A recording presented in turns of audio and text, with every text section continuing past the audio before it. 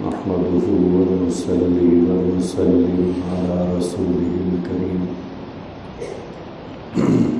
أما بعد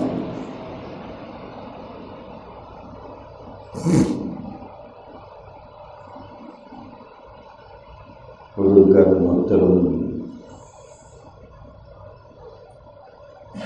عزیزان گرامی،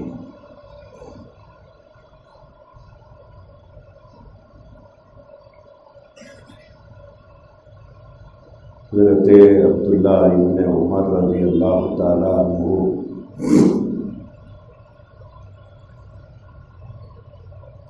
ارشاد فرماتے ہیں،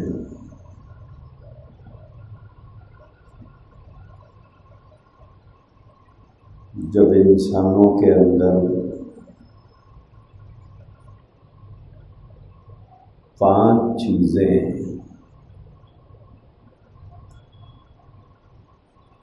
پائی جانے لگے، 5 عادتیں، 5 خصلتیں جب انسانوں کے اندر وقوع پذیر ہوں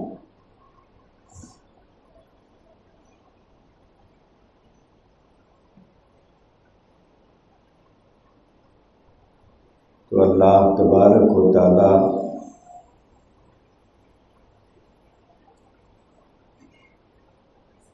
اس کے ریاکشن کے طور پر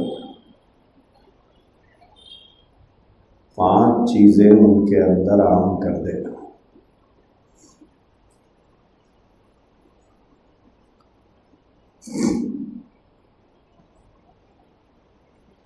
پانچ چیزیں پائی جائیں گے،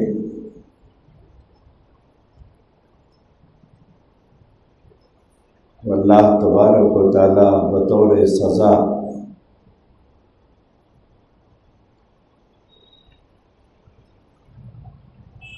5 چیزوں میں انہیں مبتلا کر دے گا۔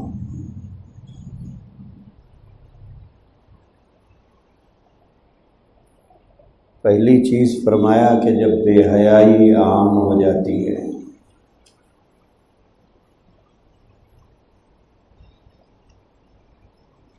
جب انسانوں کے اندر سے حیا ختم ہو جائے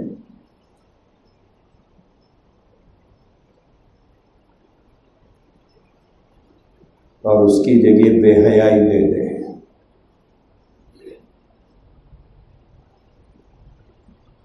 حیا ایمان کا جز ہے، حیا ایمان کا شعبہ ہے۔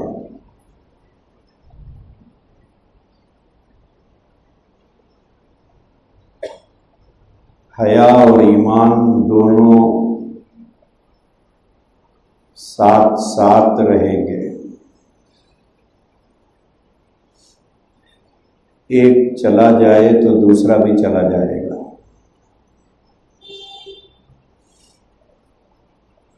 ایمان رہے گا تو حیا بھی رہے گی،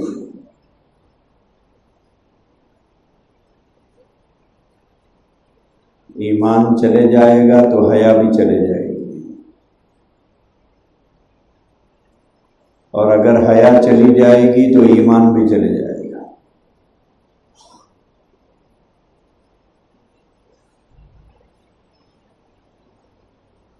اللہ کے نبی علیہ الصلوۃ والسلام نے فرمایا، اذا فاتک الحیاء فافعل ما شئت، جب تمہاری حیا ختم ہو جائے تو تم جو چاہے کر لو۔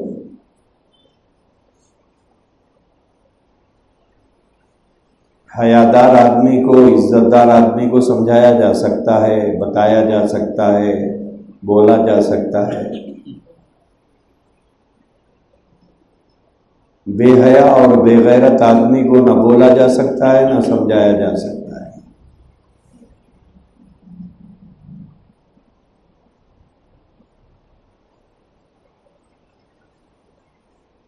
حضرت عبداللہ ابن عمر رضی اللہ تعالیٰ عنہ فرماتے ہیں کہ جب بے حیائی عام ہو جائے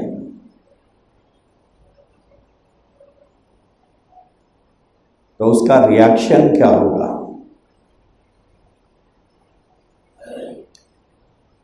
کیا چیز اس کے بدلے میں اللہ کی طرف سے بطور سزا اسے دی جائے گی؟ فرمایا کہ مہلک بیماریوں میں مبتلا کر دیے جائیں گے۔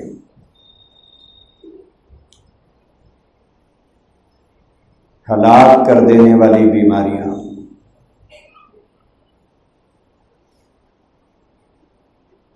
بے حیائی جب عام ہوگی تو مہلک بیماریوں میں انہیں مبتلا کر دیا جائے گا۔ ایسی بیماریاں جس کے نام ہمارے باپ دادا جانتے نہیں تھے، آج ان بیماریوں میں ہم مبتلا ہو رہے ہیں۔ ایسی بیماریاں جس کو تاریخ میں کبھی ذکر نہیں کیا گیا، ویسی بیماریوں میں آج ہم مبتلا ہو رہے ہیں۔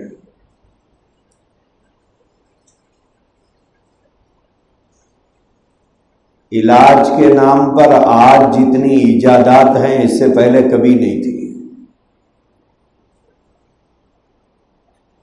دنیا میں آج جتنے دواخانے ہیں اس سے پہلے کبھی نہیں تھے۔ علاج کرنے والوں کی تعداد جتنی آج ہے اس سے پہلے کہیں نہیں تھی۔ ہر بیماری کا ایک نیا نام اور اس علاج کرنے والے ڈاکٹر کا ایک نیا نام۔ بے شمار بیماریاں اس وقت دنیا میں عام ہیں۔ نبی پاک صلی اللہ تعالی علیہ وآلہ وسلم نے فرمایا کہ جب بے حیائی عام ہو جائے تو پھر اللہ تبارک و تعالیٰ تمہیں مہلک، ہلاک کر دینے والی بیماریوں میں مبتلا فرما دیں گے۔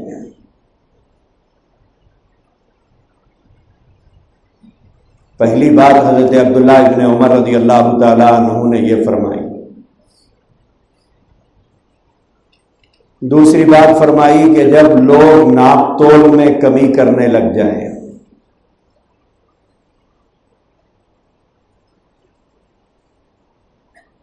لیں گے پورا دیں گے کم،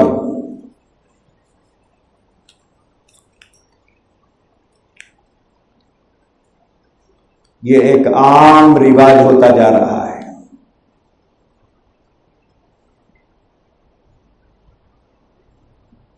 پیسے پورے لیں گے،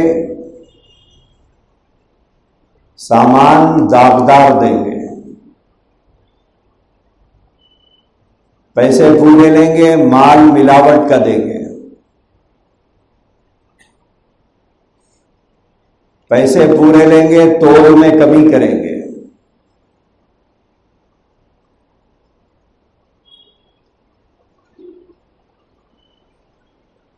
اپنا حق پورا وصول کریں گے، دوسرے کا حق ادا نہیں کریں گے۔ یہ سب اسی دائرے میں آتا ہے۔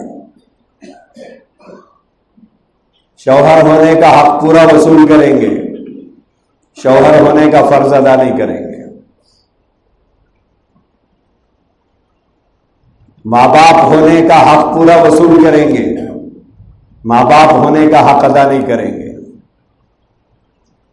اولاد ہونے کا پورا حق وصول کریں گے، اولاد ہونے کا فرض ادا نہیں کریں گے۔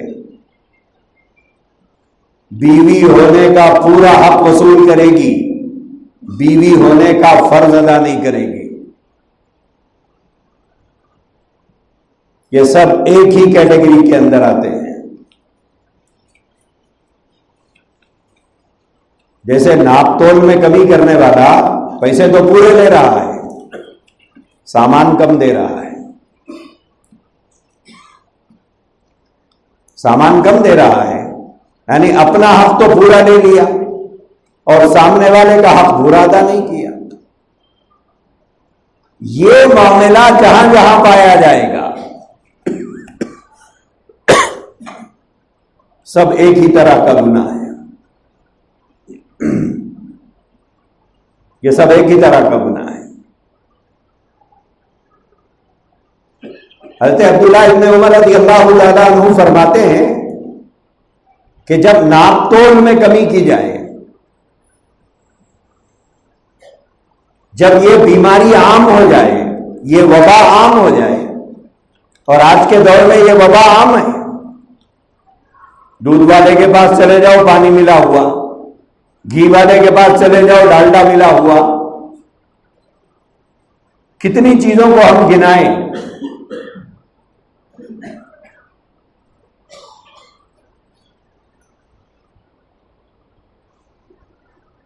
بلا تفریق مذہب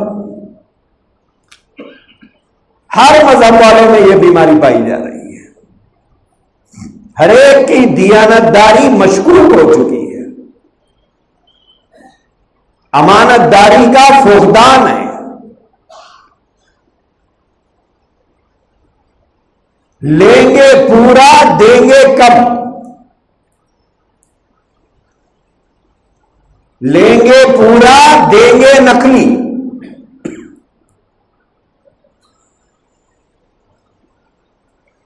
لوگوں کے بھولے پن کا بھروسے کا خون کریں گے،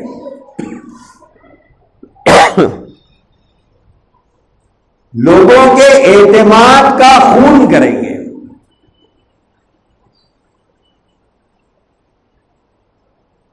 حضرت عبداللہ ابن عمر رضی اللہ تعالیٰ عنہ فرماتے ہیں کہ جب یہ بیماری عام ہو جائے گی،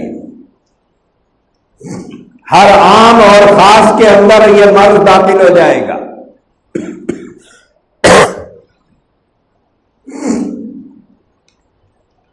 تو اس کا ریاکشن اللہ کی جانب سے کیا ہوگا؟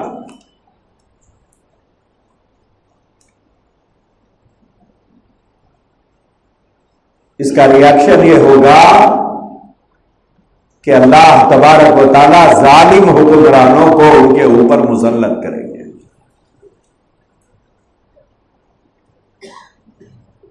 اس کا ریاکشن یہ ہوگا کہ ظالموں کو ان کے سروں پر مسلط کیا جائے گا،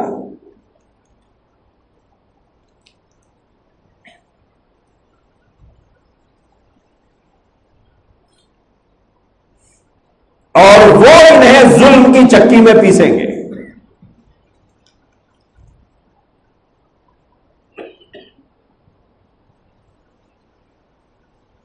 جب یہ وبا عام ہو جائے گی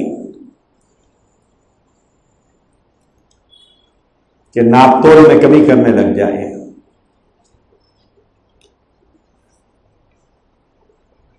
لیں گے پورا دیں گے کم، لیں گے اصلی پیسے دیں گے نقلی مال، لیں گے پورا پیسہ دیں گے گھٹیا مال،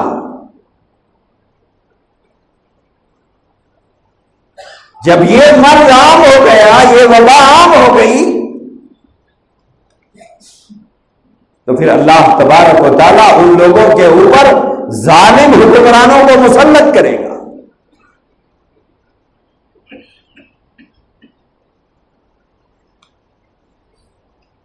تیسری بات یہ فرمائی کہ جب یہ امت زکات کو ٹیکس سمجھنے لگے گی، ایک تو وہ ٹیکس ہے جو گورنمنٹ کو ادا کیا جاتا ہے، لیکن اللہ کی جانب سے مال میں جو زکات دینے کا حکم دیا گیا ہے، اگر یہ امت ٹیکس سمجھنے لگے، اسے بوجھ سمجھنے لگے،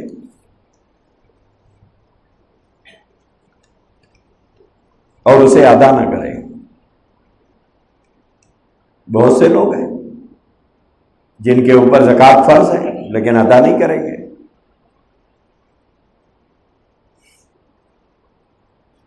جیسے حساب کر کے ادا کرنا ہے ویسے ادا نہیں کریں گے۔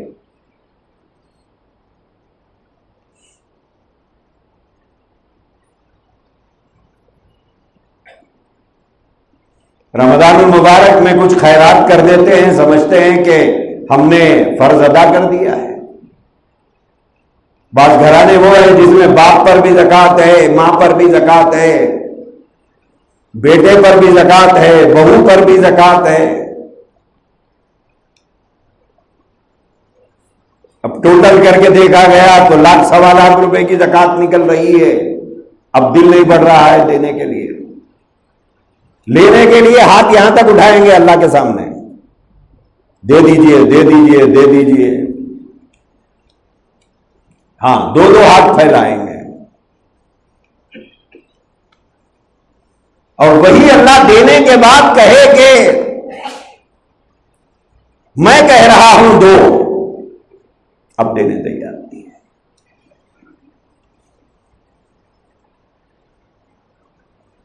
ٹیکس کو بوجھ سمجھنے لگ گئے، زکات کو بوجھ سمجھنے لگ گئے.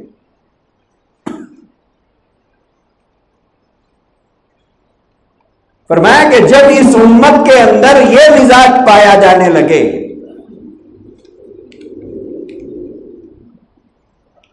کہ وہ زکات کو ٹیکس سمجھنے لگ جائے تو پھر کیا ہوگا؟ فرمایا کہ اللہ تعالیٰ ان کے اوپر قحط مسلط فرمائے گا.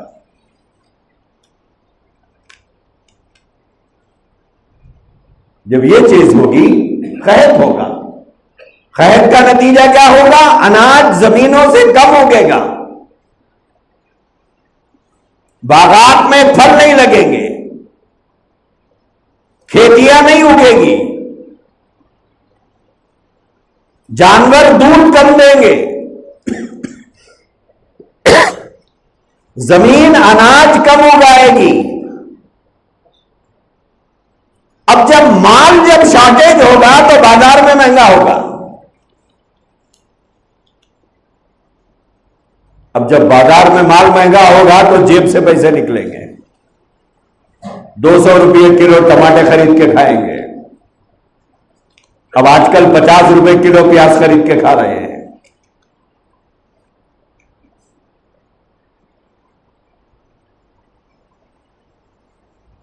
جب تو زکات یہ امت ادا نہیں کرے گی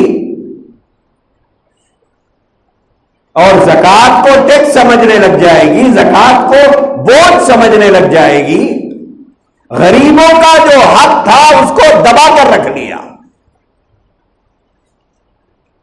غریبوں کا حق، یتیموں کا حق، بیواؤں کا حق، معذوروں کا حق، مسکینوں کا حق دبا کے رکھ لیا.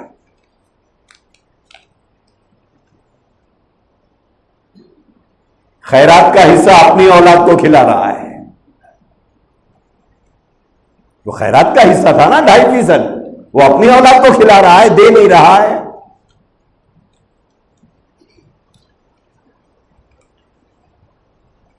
بھئی 1 لاکھ روپئے میں 2,500 روپئے زکات کے نہیں دیا، کیا کرا؟ گھر والوں نے خرچ کیا. تو اس کا مطلب یہ ہے کہ خیرات کے جو پیسے تھے وہ اپنی اولاد کو کھلایا ہے، اپنی بیوی کو کھلایا، اپنے بچوں کو کھلایا.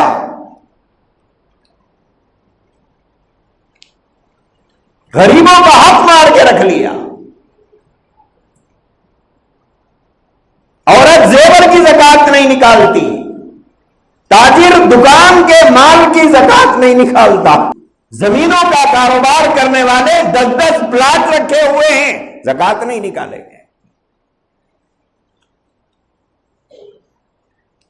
مالدار بینک میں جمع کر کے سیونگ اکاؤنٹ میں پیسے رکھا ہوا ہے، وہاں سے زکات نکالنے تیار نہیں.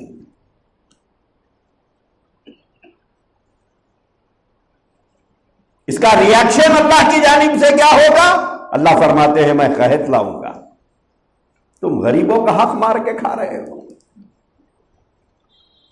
یتیموں کا ان کا حق نہیں دے رہے ہو، بیواؤں کا حق روک کے رکھے ہوئے ہو،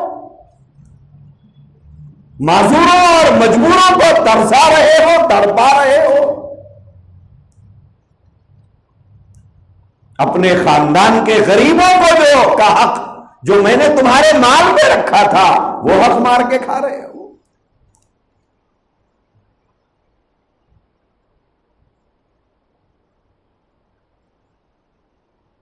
حضرت عبداللہ ابن عمر رضی اللہ تعالیٰ عنہ فرماتے ہیں کہ جب یہ امت زکات کو ٹیکس سمجھنے لگ جائے کیا ہوگا؟ بولے قحط آئے گا.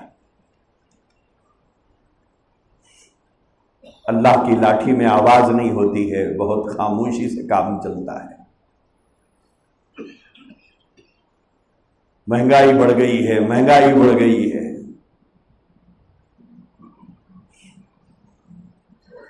اس کے پیچھے کی وجوہات کیا ہے؟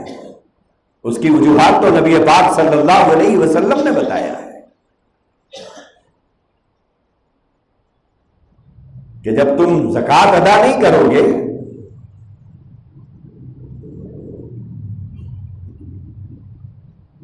30% ٹیکس دینے تیار ہے، 2.5% دینے تیار نہیں ہے۔ جتنی ملٹی نیشنل کمپنیوں میں کام کرنے والے نوجوان ہیں، 30% تنخواہ کٹ کے آتی ہے، کہیں 18% ٹیکس، کہیں 30% ٹیکس،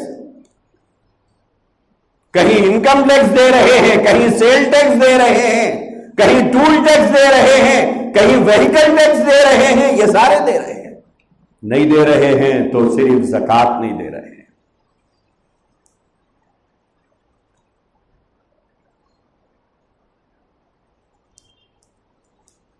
تو حضرت عبداللہ ابن عمر رضی اللہ تعالیٰ عنہ فرماتے ہیں کہ جب یہ امت زکوٰۃ کو ٹیکس سمجھنے لگ جائے،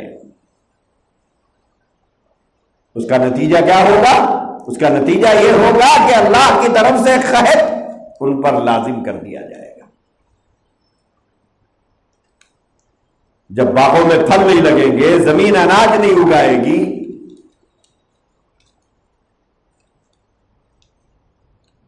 کھیتیاں ختم ہو جائیں گی، لہلہاتی ہوئی کھیتیاں 3 دن کے طوفان میں سب ختم ہو گیا۔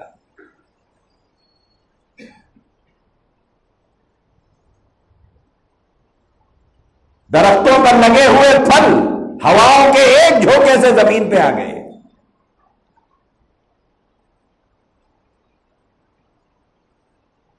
یہ سب کچھ کیا ہے؟ فرمایا کہ جب یہ امت زکوٰۃ نہیں دے گی تو اس کے نتیجے میں اللہ تبارک و تعالیٰ ان کی کھیتیوں کو اجاڑ دیں گے، قحط لائیں گے۔ جب قحط ہوگا تو اناج کم ہوگا، ضرورت زیادہ ہوگی، طلبگار زیادہ ہوں گے، ضرورت مند زیادہ ہوں گے، بازار میں اتنا اویلیبل نہیں ہوگا، نتیجتاً مہنگا ملے گا۔ اب جب مہنگا ملے گا تو جیب خود بخود کی جیب کی جڑتی ہوگی۔ تو تیسری بات جو فرمائی وہ یہ فرمائی،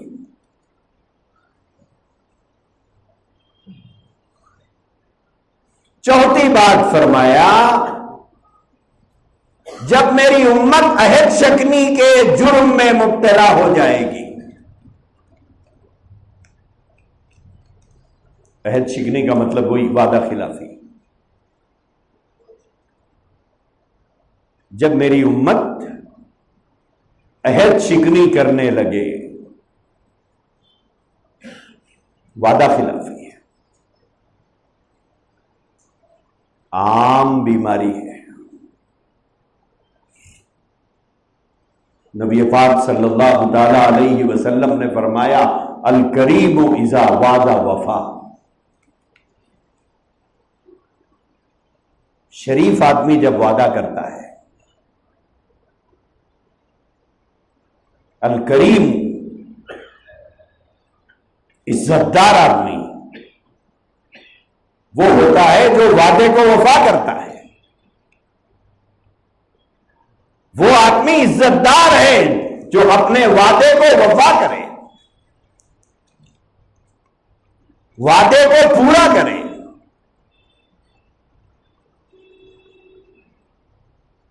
بلکہ فرمایا وعدہ قرض ہے، جیسے قرض ادا نہ کرنے پر اللہ کے پاس پوچھ ہے، ایسے ہی وعدہ کرنے کے بعد وعدہ پورا نہ کرنا بھی اس کے اوپر پوچھ ہے۔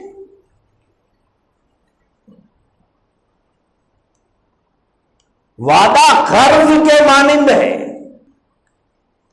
اور اللہ کے نبی علیہ الصلوۃ والسلام کی ایک حدیث ہے جس میں حضور نے نفاق کی علامتیں بتائی ہیں. منافق، اور ہمیں پتا ہونا چاہیے کہ منافق کو مشرک سے زیادہ سخت سزا دی جاتی ہے. مشرک سے بھی زیادہ سخت سزا منافق کی ہے.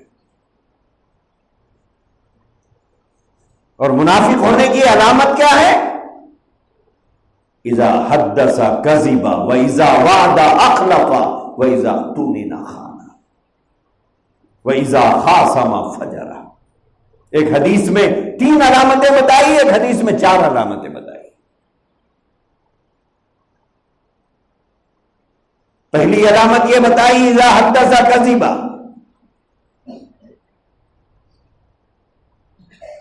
جھوٹ بولتا ہے. جب بات کرتا ہے تو جھوٹ بولتا ہے.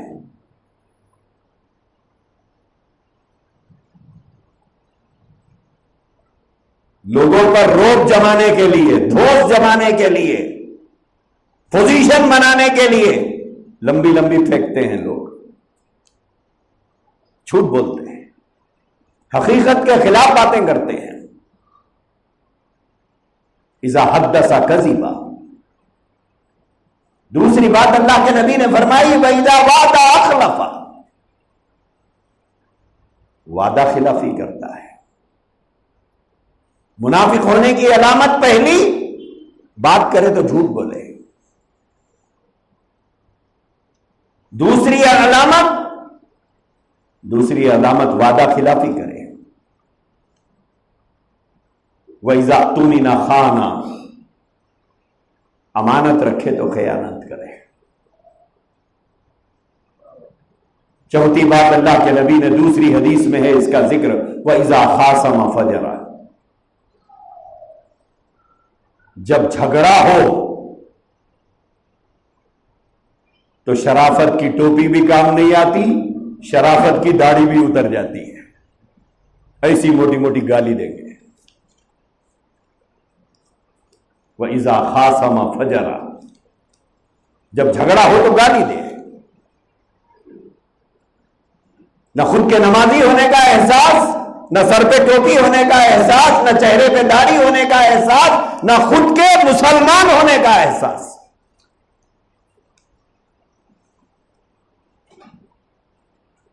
ایک دوسرے کو گالی دیں گے. ماں کی گالی دی جا رہی ہے، بہن کی گالی دی جا رہی ہے، بیوی کو گالی دی جا رہی ہے.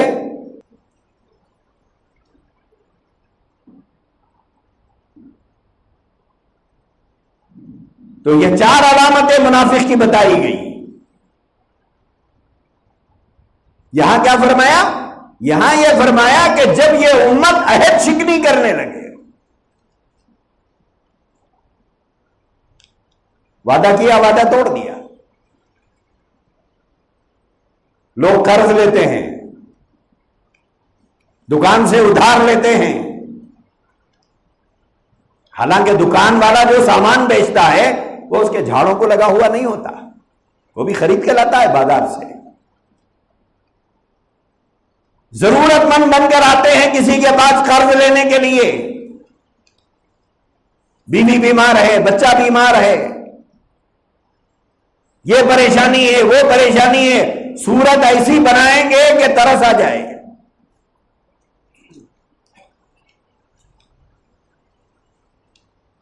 لوگ رحم کھا کے پیسے دے دیتے ہیں. اس کے بعد دکاندار کو ایسی توبہ کرائیں گے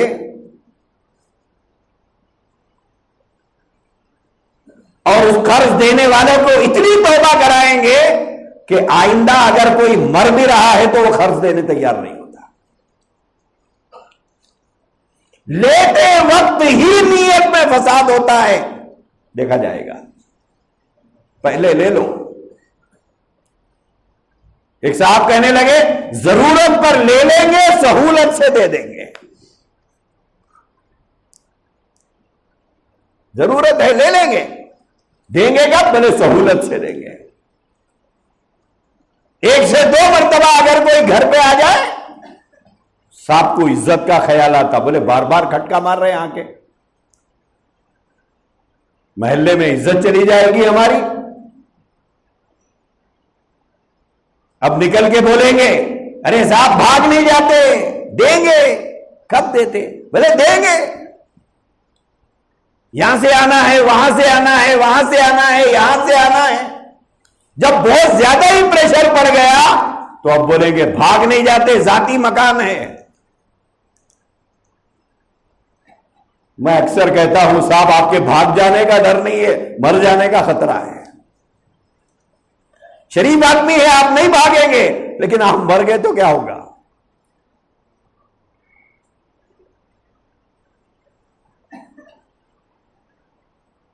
تو اللہ کے نبی صلی اللہ علیہ وسلم نے فرمایا کہ جب میری امت میں عہد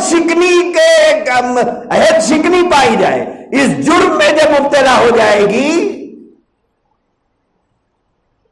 تو اللہ تعالیٰ ان پر دشمنوں کو مسلط کرے گا۔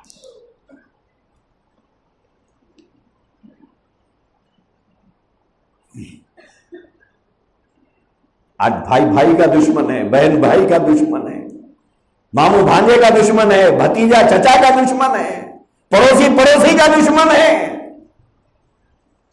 نوکر سیٹ کا دشمن ہے، سیٹ نوکر کا دشمن ہے۔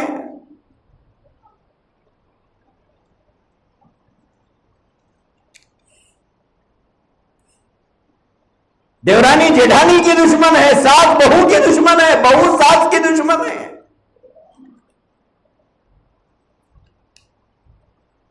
ایک دوسرے کے دشمن بنے ہوئے ہیں، ظاہری طور پر سلام کر لیتے ہیں،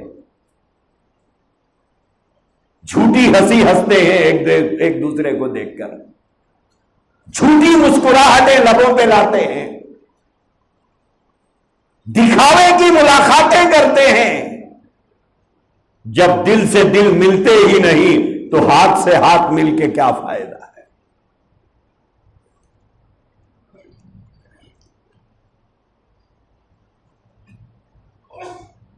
حضرت عبداللہ ابن عمر رضی اللہ تعالیٰ عنہ فرماتے ہیں کہ جب یہ امت عہد شکنی میں مبتلا ہو جائے،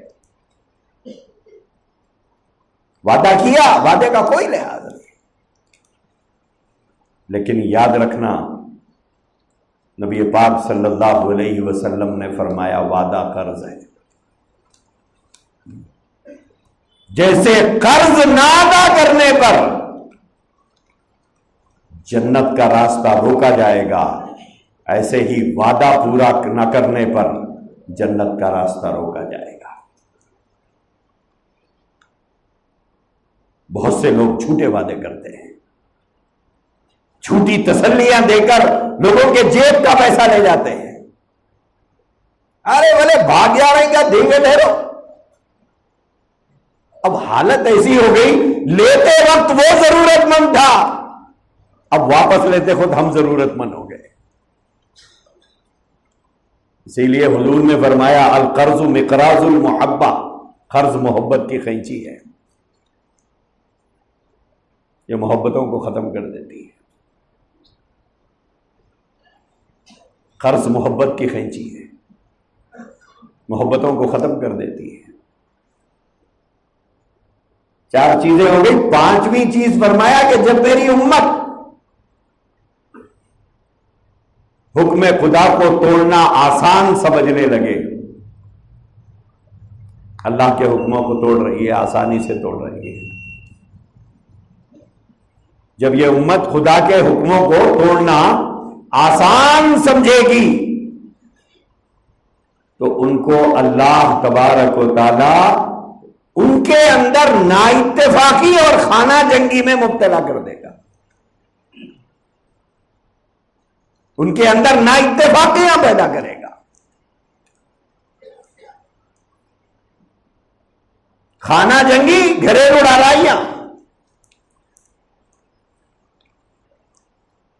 جب یہ امت آسانی سے اللہ کے حکموں کو توڑنے لگ جائے تو پھر اللہ تبارک و تعالیٰ ان میں نا اتفاقیاں پیدا کرے گا۔ آج کتنے گھرانے ایسے ہیں جہاں شوہر بیوی میں نا اتفاقی ہے، 25 سال ہو گئے شادی ہو کر، ابھی بھی دونوں میں اتفاق ہی نہیں۔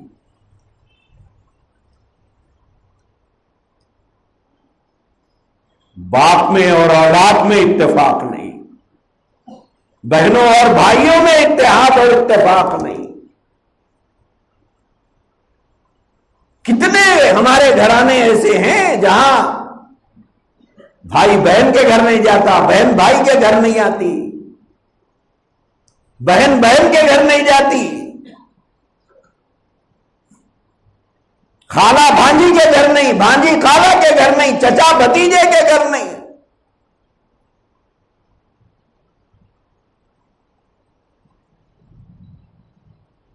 نہ اتفاقیاں. اس کا ری ایکشن کیا ہے؟ جب خدا کے حکموں کو توڑنا آسان سمجھے گی تو اس کا ری ایکشن اللہ کی طرف سے کیا ہوگا؟ بولے ان کے اندر نہ اتفاقیاں پیدا کر دی جائیں، ان کے گھروں میں خانہ جنگی ہوگی. تو یہ 5 چیزیں بتائی گئی ہیں کہ اگر تم یہ 5 کام کرو گے، ری ایکشن کے طور پر یہ 5 چیزوں کا تمہیں سامنا کرنا ہے. اللہ تبارک و تعالی ہم سب کی حفاظت فرمائے. وآخر دعوانا الحمدللہ.